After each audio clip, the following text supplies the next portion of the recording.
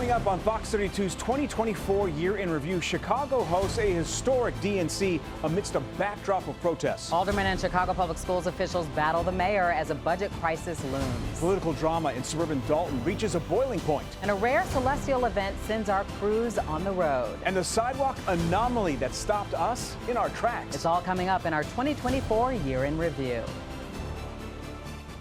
Hello, and thank you for joining us for this look back at 2024. I'm Dawn Hasbrook. I'm Scott Schneider. We lost several heroes in uniform in 2024, killed while trying to protect our streets. Most recently, the shooting death of Oak Park Police Detective Alan Reddens, killed while responding to a bank robbery call. Casey Cronis has our first story. We're hurting right now. I'm hurting. His family is hurting. For the first time since 1938, the Oak Park Police Department is mourning the end of watch for one of its own. This is the worst day of any chief of police. A 5-year veteran of the force and a Chicago resident, Police Detective Alan Reddens, 40 years old, was shot and killed on the job. Serving and protecting the community that he so cherished. Police Chief Shatanya Johnson says Reddens was in the downtown area on solo patrol, which is standard here, when around 9 a.m. he responded to a call about a man leaving the Chase Bank on Lake Street with a gun. He, as well as several officers, encountered that offender on the 800 block of Lake Street. Johnson says officers directed that suspect to show them his hands, but he pulled a gun and fired instead. Reddens was shot in his left side, rushed to the hospital, but did not survive. A beloved brother in blue, and at home, a family man who leaves behind a 19-year-old son. Natural-born leader, devoted father. He loves his mother. A somber procession stopped traffic as his body was transported to the medical examiner's office. Casey Cronis, Fox 32, Chicago. 2024 also proved to be a rough year for the Chicago Police Department. 2 of their brothers in blue were killed while in uniform. Anita Blanton has more. 31-year-old Luis Huesca was fatally shot outside his Gage Park home in late April. He had just finished his shift and was still in uniform when he was shot nearly 20 times. His vehicle was also stolen. We don't want to be here. We see each other every time we show up and we just kind of shake our heads. It's really unbelievable. Huesca was with the department for 6 years and most recently was assigned to the 5th District. Police obtained surveillance footage from the crime scene and issued a $100,000 reward for information leading to the arrest of a suspect, 22-year-old Xavier Tate Jr. But I think the best thing we can do for this family now is to encourage apprehension of this offender, and that the system will then hold the offender accountable for the murder he committed. Police arrested Tate by early May. He's charged with first-degree murder, aggravated vehicular hijacking, and possession of a stolen firearm. Tate has pled not guilty. Then, on the evening of November 4th, 26-year-old officer Enrique Martinez was shot and killed while responding to a traffic stop at 80th and Ingleside. Darian McMillan was a passenger in the front seat at the time. He exchanged gunfire with Martinez and his partner. McMillan fled the scene and cut off his electronic monitoring bracelet. He was apprehended within minutes and is now charged with first-degree murder. There are hundreds of police officers and really law enforcement members from all over the state and country who have come here to Chicago to pay their final respects, as well as so many within the community, as he is a son of the city. 2 weeks later, the city watched and remembered Martinez and his sacrifice. You may not know it, but that night, my brother saved countless lives as he was pierced by multiple bullets. Every bullet that struck my brother could have taken the life of someone's mother, father, sister, brother, or friend. Anita Blanton, Fox 32, Chicago. The story that never seemed to have a dull moment, the presidential election campaign. It was one for the history books. And the results weren't nearly as close as some expected them to be. Here's how it happened. Dealing with everything we have to do with, look, if we finally beat Medicare. June 27th, President Biden fighting a cold and turning in a disastrous debate performance against Donald Trump, leading to questions about his fitness for office. Would you be willing to undergo an independent medical evaluation that included neurological and cognitive tests and release the results to the American people? Look, I have a cognitive test every single day. Less than a month later, Biden would drop out of the race, tapping Vice President Kamala Harris as his successor. Harris cementing her place in history at the DNC here in Chicago. On behalf of everyone whose story could only be written in the greatest nation on earth, I accept your nomination to be President of the United States of America. Kamala Harris, let's have a good debate. See you, have fun. Harris and Trump debated only one time, 2 months before Election Day, while the campaigns focused nearly all of their time and energy on the battleground states. They're bringing them into the United States of America, and they're dumping them, and they say, don't come back, and if you do come back, we're going to kill you. So when I handed over 75 straight months of job growth to Donald Trump, all he did was give a tax cut to people who didn't need it. The race for the White House would be decided just hours after the polls closed nationwide, without the post-election controversies many had predicted. Donald Trump becoming the 47th president, winning the Electoral College and the popular vote. Frankly, this was, I believe, the greatest political movement of all time. There's never been anything like this in this country, and maybe beyond.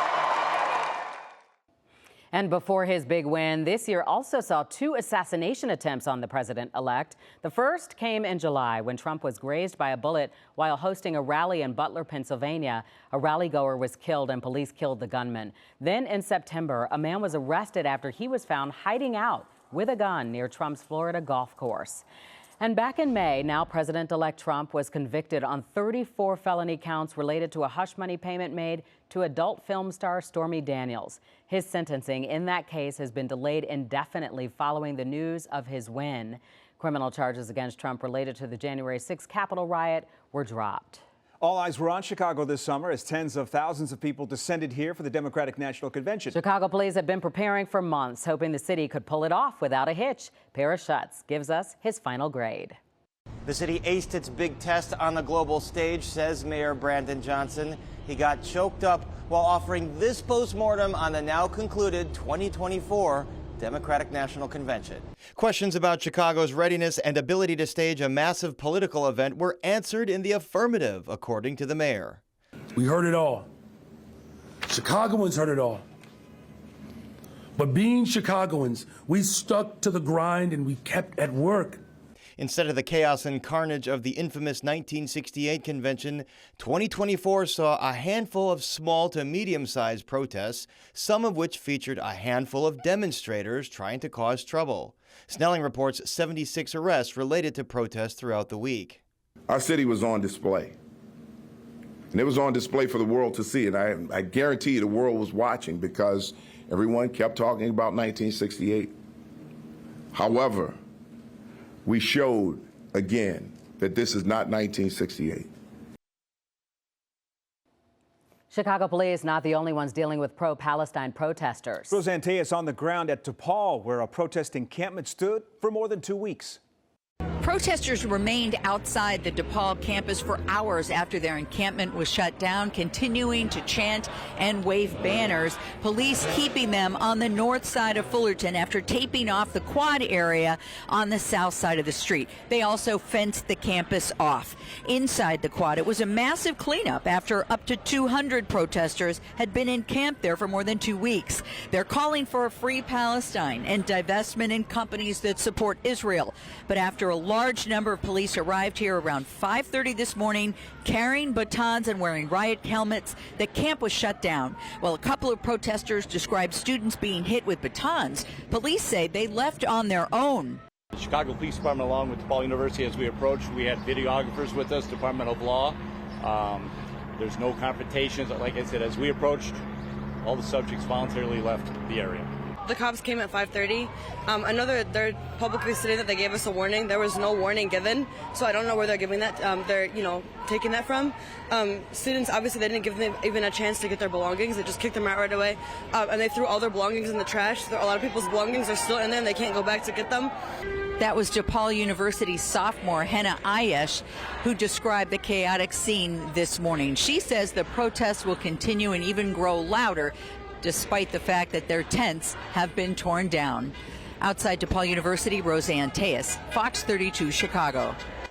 One of the more famous true crime mysteries of the Midwest finally got a conviction. Dane Placco was in Indiana the night the verdict came in for the Delphi murders trial. The 7-year nightmare here in Delphi came to a close this afternoon after the jury deliberated for 18 hours over 4 days, following a trial that lasted 4 weeks. Yes, oh my God, yes. There was elation and joy in this small community, mixed with tears, as the jury found 52-year-old pharmacy tech Richard Allen guilty on 2 counts of murder and 2 counts of murder while kidnapping. Prosecutors say Allen is responsible for the brutal killings of 13-year-old Abby Williams and her friend, 14-year-old Libby German, who disappeared while on a hike at the Monon High Bridge Trail in Delphi in February 2017. Their bodies were discovered the next day. Their throats had been slashed. Prosecutors say Allen is the person captured on this grainy 43-second video taken by Libby, showing a man trailing the girls, then heard ordering them to go down a hill. A key piece of evidence in the case was an unspent bullet that was found between the girls' bodies that prosecutors say had been cycled through a gun owned by Allen. They also pointed to multiple confessions to the murders made by Allen while he was awaiting trial in solitary confinement at a maximum security prison. But defense attorneys argued those confessions were made under duress, that Allen was mentally ill and suffering from psychosis caused by that solitary confinement. They argued to the jury that there was no strong physical evidence linking him to the case. After the verdict was read in court today, the judge extended the gag order in the case until sentencing. Judge Gall has not lifted the gag order, so we're not going to be able to make any type of public statement at this point. But Delphi residents say after 7 long years, a weight has been lifted from their shoulders. I believe that this town had a lot of love that was waiting for this day, and we are one again. Tonight we'll be able to go to sleep knowing that we're all safe again. And it's vindication for local law enforcement and the FBI, who were criticized for taking 5 years to make an arrest. I hope it's a healing time, that maybe the law enforcement really took a beating over this, and there needs to be healing for them and the whole community. As they left the courthouse, Allen's wife told reporters, quote, "This isn't over at all," indicating they may plan to appeal the guilty verdicts. Sentencing scheduled here for December 20th. Allen could be sentenced to up to 130 years in prison. In Delphi, Dane Placco, Fox 32 Chicago. Lots more ahead this hour, including local political storylines that kept us hooked and even made national headlines. Next up, a state's attorney's race that came down to the wire in the primary and became one of the most closely watched of the year. Plus, sentencing for a powerhouse of Chicago politics in a case that shook up the city.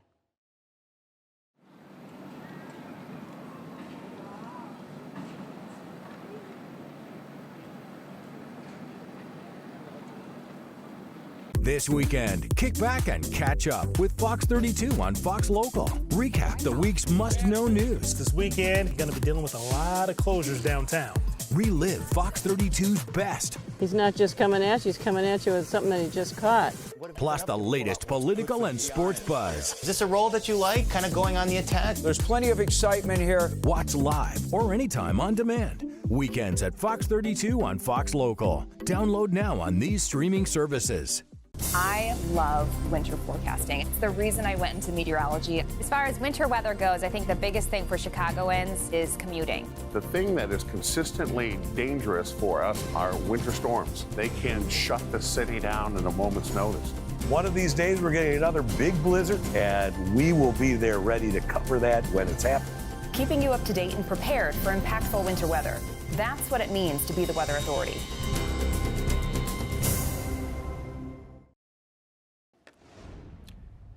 Cook County is closing the year with a new state's attorney, ending a tumultuous tenure for Kim Foxx. Tia Ewing sat down with Foxx to reflect on the journey and what's next.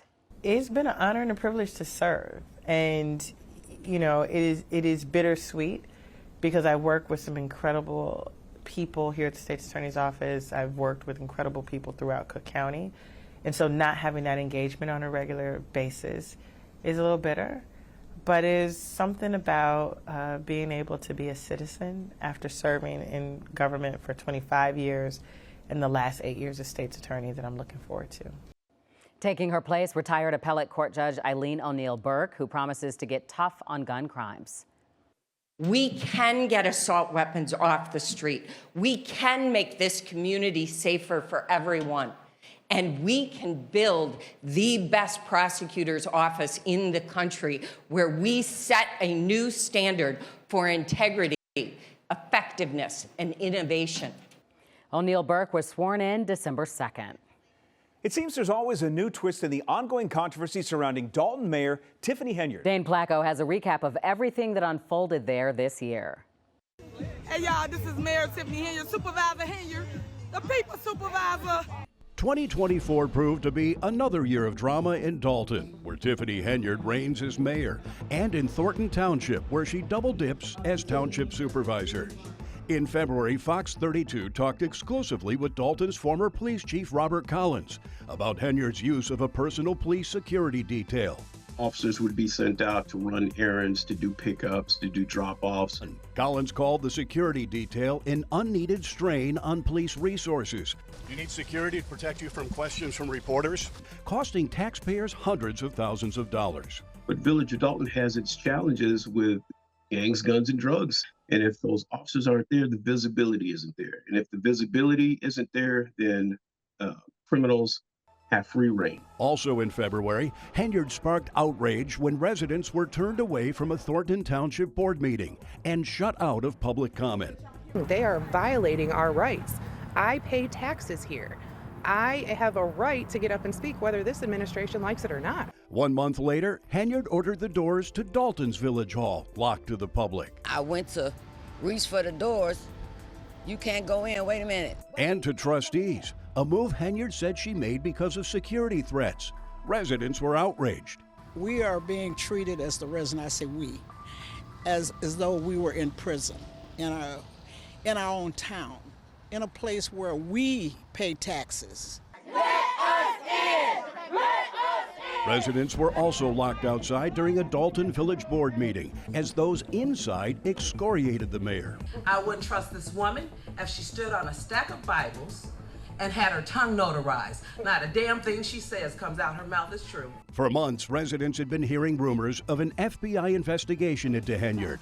That was confirmed in April when a team of FBI agents arrived at Dalton's Village Hall armed with subpoenas. Oh my God. Someone has heard our cry. Finally, someone has heard the residents of Dalton. 1 week later, that same team of agents dropped subpoenas on Thornton Township, asking for a kitchen sink of records, including payroll records, expense reports, vehicle records, and credit card charges. It's very broad in the scope. It's very broad in the number of people and entities they're asking for records on. But it wasn't just the FBI investigating. In June, the 4 Dalton trustees opposed to Henyard hired former Chicago Mayor Lori Lightfoot to conduct an audit and investigation into Henyard's spending. What I will say is that it's an honor to be working on behalf of the residents of Dalton. In August, Lightfoot delivered a scathing report showing a $13 million deficit in the village's general fund and hundreds of thousands of dollars in credit card charges that had not been accounted for. Expenditures at Target, Walgreens, Best Buy, a number of charges that raise questions in our mind. Are these legitimate purchases? Fox 32 also raised questions about credit cards when we reported exclusively that Henyard paid for her trip to Washington to attend a national mayor's conference and tour the White House. I just wanted to make a video, show you guys what I am up to. With a credit card from Thornton Township, where she serves as supervisor, not mayor. There's no reason for anyone from a township to go to a mayor's conference. A mayor's conference is a mayor's conference for mayors. Are you kidding me? We also investigated a Dalton compost caper when the village fined the Dalton Park District $2,000 for spreading mulch on some playgrounds, allegedly in retaliation for allowing Henyard's political opponents to hold meetings in Park District buildings. Why? Why are we receiving citations for doing upgrades to our playgrounds? My next appointment will be for village administrator. And in September, Fox 32 reported that Henyard's new hand-picked village administrator, Michael A. Smith, has been charged at least 8 times with crimes, ranging from domestic battery to official misconduct. We have a constant pattern of her hiring people without doing a proper background check and presenting it to the board. Initially, I didn't want to go on camera. In October, we talked to Henyard's landlord, who filed an eviction lawsuit against Henyard and her boyfriend, saying they failed to pay thousands of dollars in rent. At some point, you would have to understand that karma is going to catch up to you. Henyard responded that she never rented the home in the first place. And in November, a court battle, as Dalton trustees obtained a restraining order preventing Henyard from making permanent appointments for police chief and other roles without their consent. On to one of the biggest trials of the year. Former Powerhouse Alderman Ed Burke was sentenced to 2 years in prison and $2 million in fines after being convicted of racketeering and bribery. Our political reporter Paris Schutz had reaction to the news in June. Ed Burke, who was for decades the most powerful council member in Chicago, now has 90 days of freedom before he is slated to report to federal prison on September 23rd for his conviction on 13 counts of corruption. The formerly loquacious Finance Committee chairman was a man of few words today as he left the federal courthouse building with his wife, former Illinois Supreme Court Chief Justice Ann Burke. Back up. Excuse me, gentlemen. Burke was similarly brief in his comments before federal judge Virginia Kendall, taking some responsibility for his conviction, but stopping short of admitting guilt. Quote, "The blame for this is mine and mine alone. I regret the pain and sorrow that I have caused my family and friends, and I would ask your honor to have compassion and mercy." After more than 5 hours of defense and prosecution arguments, Judge Kendall said his crimes were serious. Quote, "What happens when a public official acts in favor of himself rather than the public?" the judge asked from the bench. "That's when citizens lose faith in their public officials, in the belief that those elected officials will represent them." But Kendall clearly did show mercy, offering a sentence that fell far short of the guideline range of between 6.5 and 8 years. Kendall said she had never seen the sheer volume of letters in support of Burke and the good deeds that he'd done. And she noted Burke's advanced age, 80 years old, with recent health struggles. This was a lighter sentence than was anticipated. I do think you had a situation where the judge was balancing very serious public corruption with this outpouring of support. And the judge poured cold water on the prosecution's contention that a long sentence was needed to deter future corruption, noting that former Alderman Danny Solis will serve no punishment for his legal troubles. That's because he performed ably as government mole, ensnaring Burke in numerous recorded conversations where Burke attempted to use his powerful city position to make money for his law firm. While you're at it, recommend the good firm of Clapper and Burke to do the tax work. All right, I certainly will. And we can certainly talk about a marketing arrangement for you. Burke's family, wife, 4 children and grandchildren were on hand during today's hearing and processed the news with mixed emotions. On top of Burke's 2-year sentence, he gets 1 year of supervised release and faces $2 million in fines. Burke reported to a low-security prison in western Illinois on September 23rd. His legal team did not appeal his conviction. Mayor Brandon Johnson found himself at odds with both the Chicago Public School Board and City Council. The board resigned ahead of his new appointments. As word spread, he asked CPS CEO Pedro Martinez to step down. Then, word that Martinez received a contract buyout offer. Martinez had this to say about his relationship with the mayor. People like to paint that there's been conflict. Again, we've worked through some just complexities of the district and the city, but it's always been done in partnership, and so that I can tell you, I think is one of the misinformations that's out there. Their main disagreement: Johnson's proposal for CPS to take out a $300 million payday loan to fill budget gaps. Weeks later, a new proposal, a $300 million property tax hike, which was quickly rejected by aldermen. He came back with a $150 million hike instead, which still didn't go over well. I don't know what planet you live on where you have a budget like this and you can't make cuts, you can't find deficiencies that we do every year. Some individuals are having tantrums right now. It's time to grow up. If you're the collaborator-in-chief, you don't tell people they're having tantrums when they're raising up questions. You don't say they need to grow up. Nothing about that feels collaborative, does it?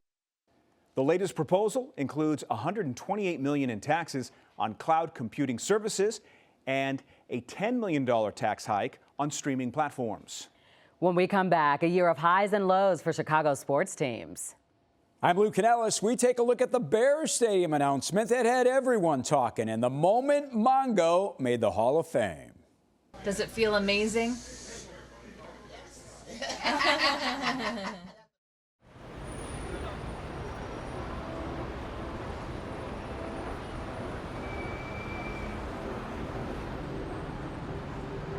Fox Local, your smart TV source for streaming Fox 32 News. No antenna, no subscriptions. Thanks for waking up with us on Good Day Chicago at 7. Severe weather coverage, special events, and Fox 32 favorites. Is this a role that you like, kind of going on the attack? Want Fox 32 on the go? Fox Local is now on mobile.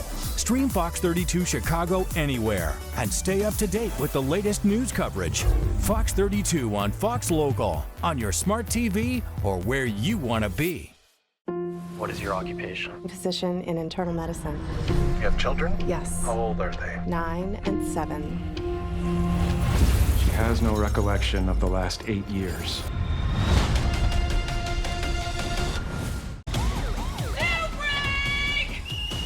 You see gorilla? Frank, what's your status? I am the lord of all giraffes! Bow down before me! It's a wild new season of Animal Control. Premieres January 2nd on Fox. With the first pick in the 2024 NFL Draft, the Chicago Bears select Caleb Williams, quarterback, Southern California. A day that many Bears fans will never forget. Amidst an up and down year for the team, the Bears were hopeful they found their franchise QB of the future. Let's check in with Lou. Yeah, looking pretty good so far, Dawn. It was a monumental night for the Bears, the start of a new era with the selection of quarterback Caleb Williams with the #1 overall pick. A launching point for the franchise that had high hopes for the 2024 season. But after a promising 4-2 start that had the masses excited, a string of heartbreaking bad losses. Here comes the Hail Mary with the game on the line, and the ball is caught! Caught! It's a miracle! And it's blocked! Oh my goodness, the Packers block it! Oh no. No, this is disaster in the making here. You're gonna have to do something when it comes down to this play. Incomplete, and the game is over.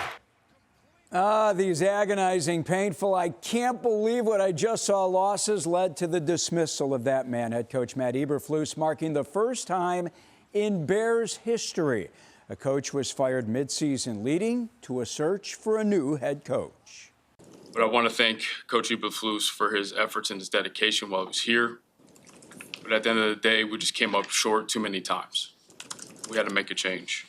This will be the most coveted job in the National Football League this year. Yes, it will. The 2024 White Sox also experienced pain and frustration, leading the team to set the all-time Major League Baseball modern-day record for losses in a season. Pedro Grifol fired. Grady Sizemore promoted to interim manager. And then general manager Chris Getz chose Will Venable as his new manager in October. Across the board, there's areas where we can get better at, and I thought that honesty was really attractive and you know, a place that I wanted to help. It's really important for me, and I know it's important in this group and this town that we go out there and compete and give effort every single night. Cubs also had a new man in charge, firing David Ross and making former Brewers manager Craig Counsell the highest paid manager in baseball with a 5-year, $40 million deal. Counsell's club underdelivered all season. They dug themselves a hole early on. Disappointing bullpen, struggling offense led to another dissatisfying 83-79 finish. I think from the top down this year, the expectation was to play in the playoffs, and we didn't get there. Of course, there's frustration. I think there should be frustration when you fall short of a goal that you set a year ago. Patience of the Bulls front office ran its course, leading to the trade of DeMar DeRozan to the Sacramento Kings, and also the heart and soul of the team, Alex Caruso, to the Oklahoma City Thunder. Management opted for a younger roster, a faster pace of play, led by the drafting of Hinsdale native Modest Buzelis with the 11th overall pick in the 2024 NBA draft. We stayed patient, gave the group a chance, and now we know that changes we've made were necessary. This is the start of reshaping our roster, our strategy, and how we move forward. It was an eventful season for the Chicago Sky as well, selecting Camila Cardoso and Angel Reese in the WNBA draft. Reese and Cardoso both made the WNBA All-Rookie First Team. Reese named an All-Star as well, but the team struggled, leading to the firing of first-year head coach Teresa Weatherspoon and the hiring of Tyler Marsh as the new head coach. Just two young stars who have so much ahead of them, and being able to help them, trying to reach their potential is something that certainly appealed to me. And then also being able to put pieces around them that kind of highlight their strengths and what they do well. 2024, a big year for one of the Blackhawks' newest stars. Connor Bedard won the Calder Trophy as the NHL's top rookie. The Hawks' overall #1 pick led fellow rookies in goals and is the 10th Blackhawk player to win the award. The Fighting Illini had a big year in football and basketball. Illinois, led by Terrence Shannon Jr., reached the Elite Eight for the first time since 2005. Brett Underwood and his team had some fun celebrating that run. Illini football made a name for themselves as well, winning 9 games for the first time since the 2007 Rose Bowl team. And I'll never forget the NFL's Hall of Fame weekend. A moment the Chicago Bears family had been waiting and praying for. Our friend, Steve Mongo McMichael, lives to see his Hall of Fame moment. He was surprised that this many people would be there. And of course, all those guys coming from Canton means an awful lot to him and his family. Don't be surprised Mongo's fought to stay alive this long dealing with ALS. While some of today's players miss games because of a headache, McMichael, this man was a true warrior, playing in a Bears franchise record 191 straight games. If you're going to go into the Hall of Fame, you need to be alive to see it. And I'm so happy that he has stretched his time limit with us because, he got 2 to 5 years, 7 years ago. So he's hanging in there. And I appreciate it. And I'm so happy that he's able to see it. And we're just all thankful and blessed. He's a fighter. He's a battler. And I think, this struggle he's going through epitomizes who he is as a man. Last time I saw you, we were both here. You're a man of faith. Faith got us to this point, didn't it? Faith got us to this point. It's a great moment, great day. Very excited for Steve, and just a wonderful opportunity and wonderful experience. Eyes can talk. What was he saying while with all his teammates around him, accepting that gold jacket and the bust? Wow. I can't tell you the rest of it, but wow. He's aware of everything, and there's nothing wrong with upstairs. It's just the rest of his body, right? And so it's a horrible disease, but he's handled this whole thing with such courage and class. All he can do is use his eyes, and so he gets tired trying to communicate. I was here a month ago, and Missy said, "Hey, Steve wrote a message for you," and it was, "Hey, Hitman, how you doing?" And I'm like, it was so fun, but the work that he had to do to get that, and a lot. And I will say, of every bust that I've ever seen in my history of going to the Hall of Fame, it's probably the most like resemblance of a player that I've ever seen. So I'm super proud that for years and generations, people will get to know the real Steve McMichael. Dreams do come true. As uncomfortable and sad as it may look, Steve McMichael living to see and be part of this day should have everyone smiling. I'm Lou Canellis, Fox 32 Sports.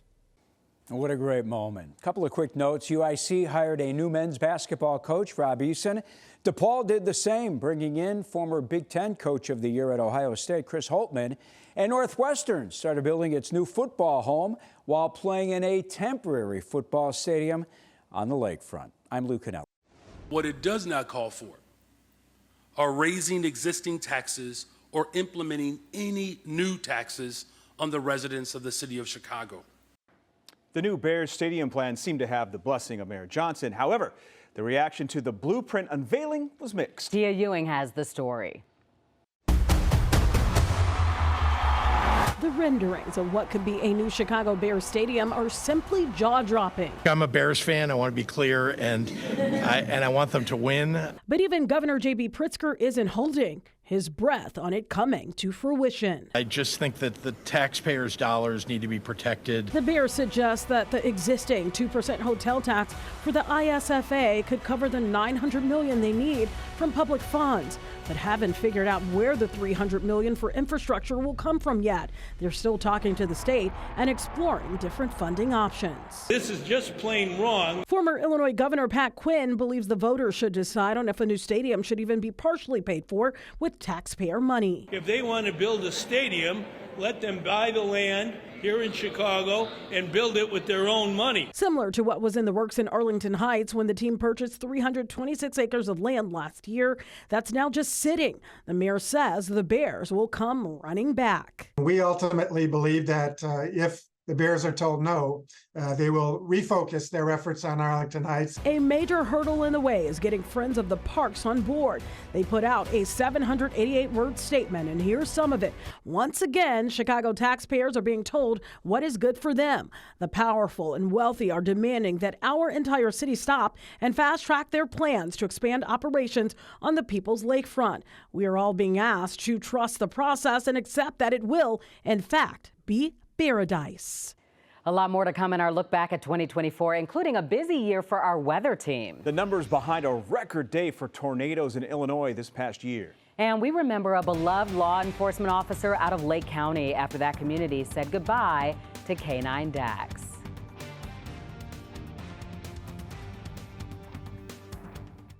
Lou, what you doing? Hey, Caitlin, I'm looking for this stream everyone's talking about. Fox Local? Yeah. Get me. App Store, download Fox Local, open it, pick Chicago, boom. Oh, that was easy. Hey, Paris.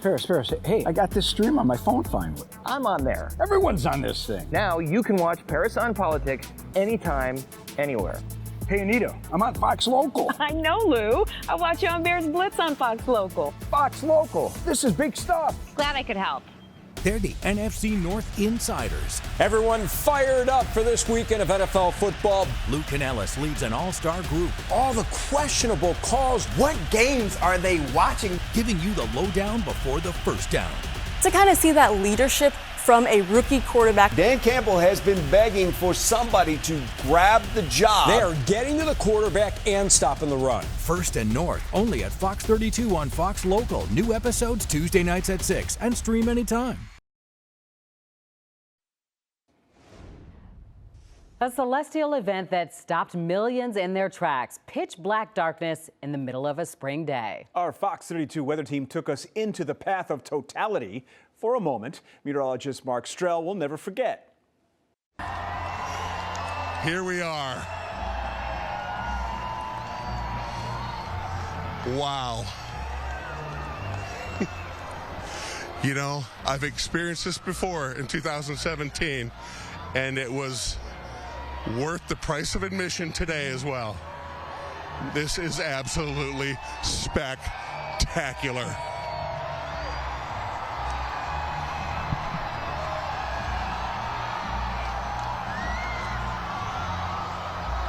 Mark, this is really just so incredible to see how quickly the darkness is setting in as well. You can just hear that crowd going crazy. I love this.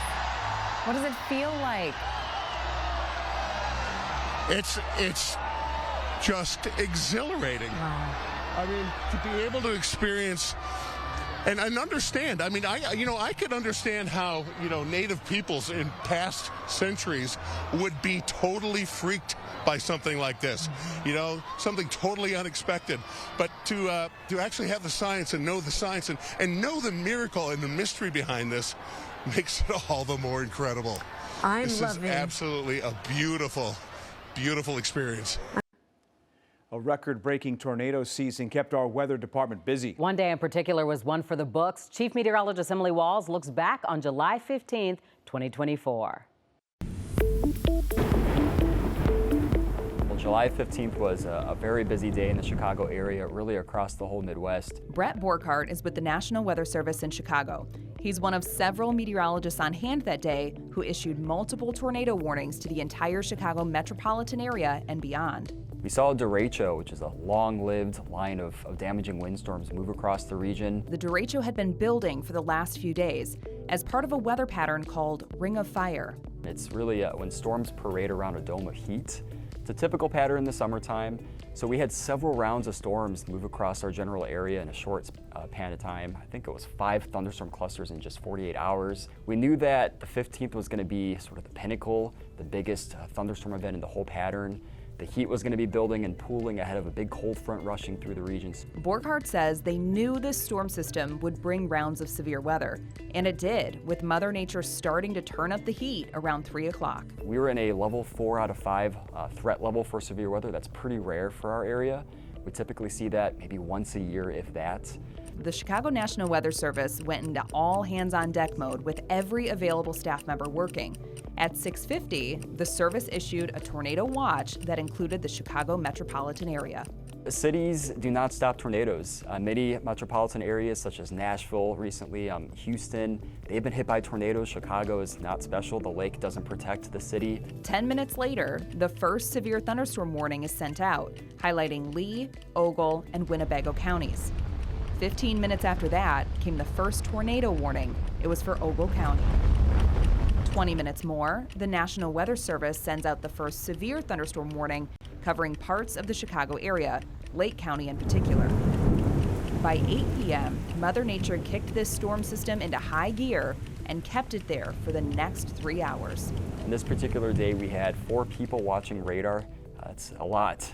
Normally we have 2 to 3 people on an average severe weather event. And we have people dedicated to specifically damaging winds, people dedicated to flash flooding, and people dedicated to issuing just tornado warnings. We had 3 individual meteorologists issuing tornado warnings, which is very unusual, but we were ready. The Chicago National Weather Service was ready and waiting to see what the storm system would do next. At one point in time, there were 5 tornadoes that were sweeping across the Chicago metro at the same exact time. In recent memory, I can't think of anything like that. That was at 9:43 p.m. The National Weather Service was tracking tornadoes in Manteno, Crestwood to Blue Island, Peatone, Oak Forest, and Flossmoor to Thornton.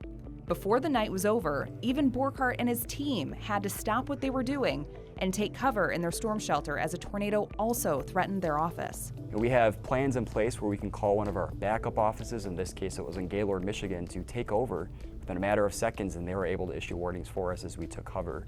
When the threat was cleared, we came back out, let them know we were okay, we took back over, and the operations was seamless. When the wind and rain finally settled from this record-breaking derecho, the National Weather Service confirmed 56 tornadoes across Iowa, Wisconsin, Illinois, and Indiana, with 48 of them happening in Illinois alone.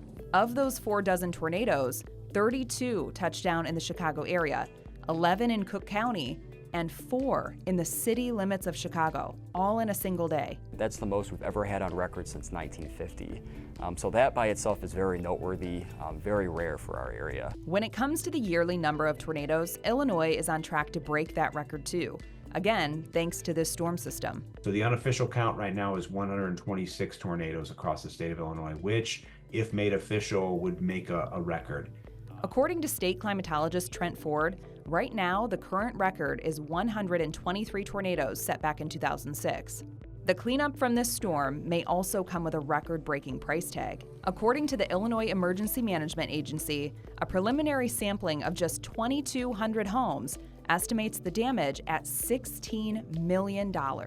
Those are rough estimates, but we know there's going to be many more applicants than those 2,200 total throughout the state, so that number will rise significantly.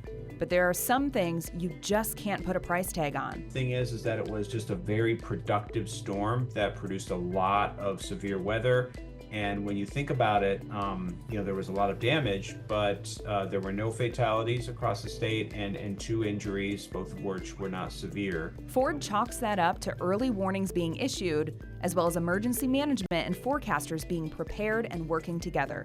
If you're wondering when or if we will see another derecho like this one, here are the odds. Derechos are pretty common actually in this region. We typically see one every year, but we don't see one of that magnitude every year. That typically occurs once every 5 to 10 years.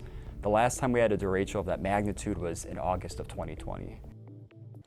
We got some sad news from Lake County in 2024 as we learned about the passing of K9 Dax just days after his official retirement. He officially retired in April following efforts to bounce back from a neck and spine injury that he got while chasing a suspect. The Sheriff's Department held a retirement ceremony and party for Dax to say goodbye and thank him for his 9 years of service just days before his passing was announced. Dax gave everything he had to being a police canine. He loved every aspect of it, especially finding and sometimes biting an offender. Part of what made Dax so successful, believe it or not, was his gentle nature. Dax was never a mean dog. He was always relaxed around people. He didn't perceive as a threat. Dax is the best of the best. Will never be replaced. So please be honored that you are here. Dax was just 13 months old when he joined the department in 2015. Deputy John Ferlinza says he is proud to have been Dax's handler and best friend over the course of his celebrated career.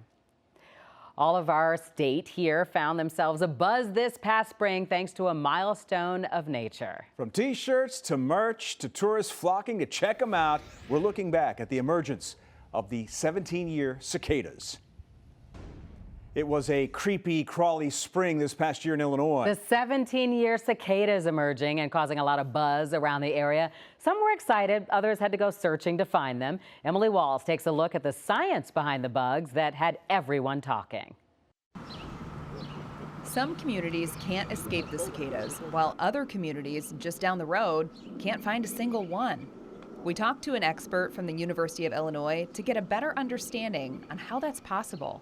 So they don't actually travel that much like other insects might do during the time that they are out as adults. They don't go that far. They may go to another tree, but not, a mile or so or a mile or two.